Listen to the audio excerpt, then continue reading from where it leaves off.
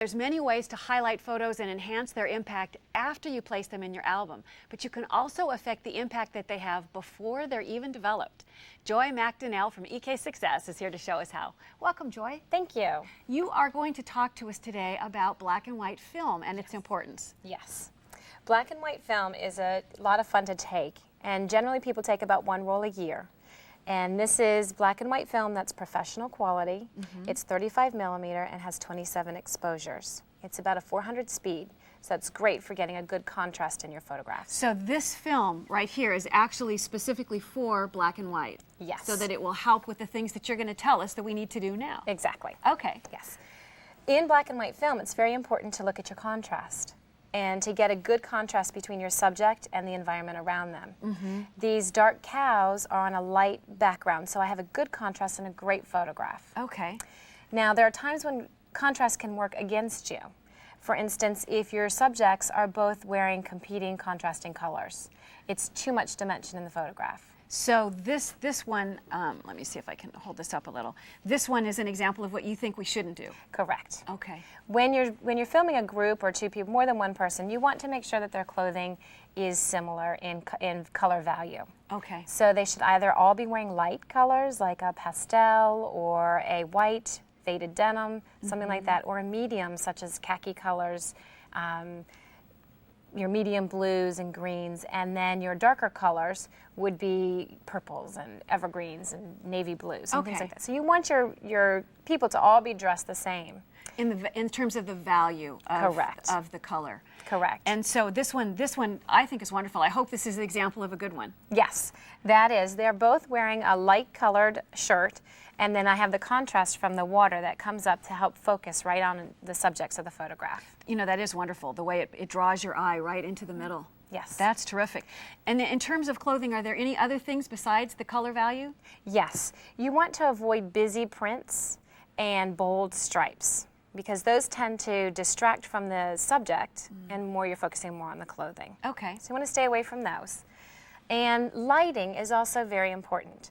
When you're taking black and white photographs, you want to film early in the morning just after sunrise or later in the afternoon just before sunset, kind of at that dusk time of day.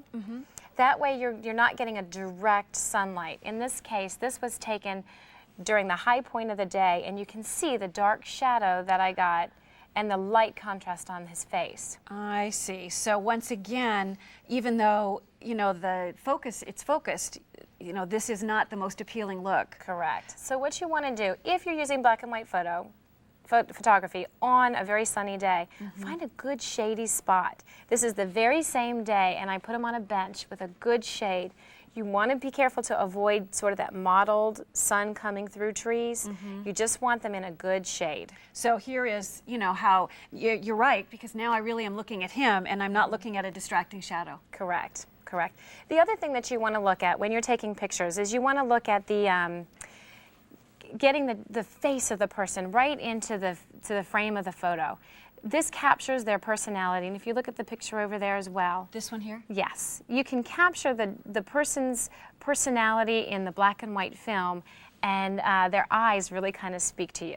You know, you're right. As I'm looking at these, it really does. It just kind of pops right out. It does. The other thing that you want to look at is your texture in your photographs. So that one that you have over there to your left, this the one? cornstalk. That one, the cornstalk has a great texture and is sort of off to the side of the photograph, which is great because you've got the texture and the fun of the film. So you're saying that the texture in here, as well as looking for texture in the photo, don't always put it right in the middle. Correct. Move it off to the side, add a little bit more interest in your photographs. Okay, and you know, we've talked about what can be done with black and white photos, but sometimes people still prefer a little color. Well, Joy is back with us to show how to add color to any black and white photo. Welcome back, Joy. Thank you. Now, this page that you're going to show us is just gorgeous, and I have to tell you that I tried this technique myself once, and I had problems with streaking. So I'm hoping that you can show me what I've done wrong, because I really want to learn this. Definitely. The key to using the Photo Twins is to get the softener. The softener sets gives you a little bit of moisture on the photograph, and then as you add the ink, you're able to draw the ink across so that you don't get those streaks or little dots left behind. I see. So that helps you, as I would say, kind of mush it together better. Exactly. So show me how. How actually do you do this? All right. These markers dry relatively quickly, so I like to have my tips open already. This one is my softener. It's a clear. It doesn't even show up on the photograph. You simply mush it along on the photograph. Yeah, I love this double-fisted. And then simply come back in and add your color.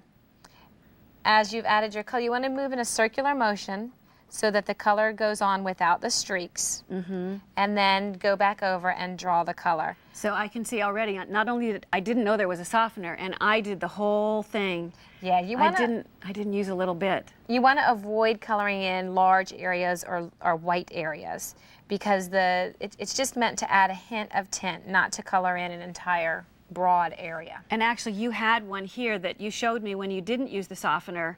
Just what happens? You have this harsh look. It just looks a little surreal if you don't have that softener to soften all those tints. Right. And the other thing, if it goes on too light in the beginning, you can go back over it and add more color and layer the color on. So you just can add darkness by just being patient. Add just a little bit at a time. Yes, and it's definitely best if you work in an area that has a texture already. Oh, so and I noticed that's actually, I can see that you've added a little color to the shirt, and that would be the texture. Yes.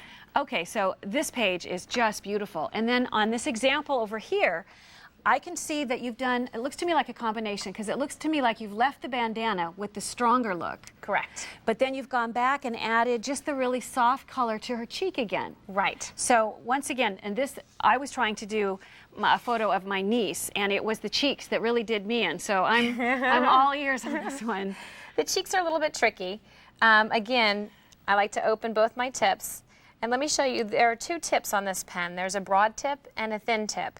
So if I'm doing a broad area like these cheeks, I would use the broad tip. If I'm doing a smaller area, perhaps like these cheeks, I would use a very small tip. Okay, so this one is where you referenced that you'd use the littler, because it's just so much. Right, little cheeks. Yeah, it's a littler spot. Right, so we're going to go in and add the softener and just give some moisture to the photograph. I notice you're using the same softener. I would have thought you have to have one for every color pen. Same softener, same one for every single photograph. The only thing that you have to do is be sure that if you have a white piece of paper, just color off any color that gets onto your softener. Eventually your softener might get stained a color, but as long as it's coloring clear, it won't matter at all. So who cares what it looks like on the pen?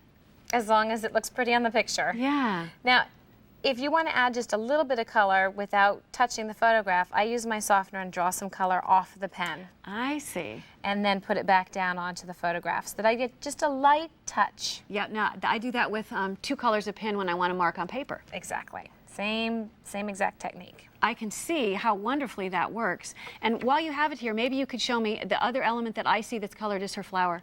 Correct. What else? I also did her flower. And you can just now, on this one, I'll use that smaller tip and take the same softener. And I don't have to color just right on top of that flower. I can color all around that area. You know, I like that you don't have to be that exact. Right. And then you just go in and add the color, and then I'll soften it again. Oh, that looks so good. And then you can just add those little flowers. It's fabulous. And to go back to the example here that's finished, you can see how great it looks when you've done all the flowers and the cheeks and the bandana, just to add that little hint of tint, as you said. I like that. I'm going to remember that. Very good. Thank you so much for all these great ideas, Joy. Thank you.